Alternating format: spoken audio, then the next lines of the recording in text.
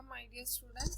So this is trigonometry topic exercise 8.3 question number 3 and subdivision is also 3. Look at the question. Secant theta plus tan theta into times 1 minus sin theta. This is the question. So before going to the problem we have to know secant theta is whose reciprocal. Secant theta is cos theta's reciprocal, right? And tan theta is there. So tan theta can be right sin theta by cos theta. Okay. So we are going to apply both of them. Okay. So here we are going to write 1 by cos theta. Positive sign. Yes. And here sin theta by cos theta. Then 1 minus sin theta. Okay. So the numerator denominator is equal. So we can write 1 plus sin theta divided by cos theta because numerator is equal and we have a positive sign, right? And times 1 minus sin theta.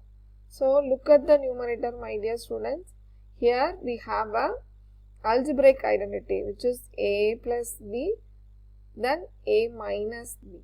So how will you write a square minus b square? So that is 1 square minus sin square theta by cos theta, right? And what is this? 1 minus sin square theta is cos square theta and divided by cos theta. Okay. So we can cancel this one and what is left out? Cos theta. So the answer is cos theta only. So which option is correct? Yes, the last option, fourth option is correct. Okay, my dear. So sin square theta plus cos square theta is equal to 1. Transfer this sin square to here. So cos square is equal to 1 minus sin square theta.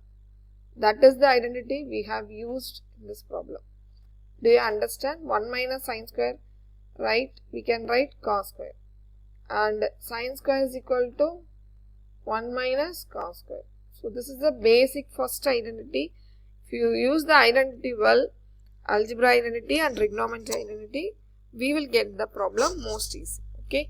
Thank you so much, my dear students.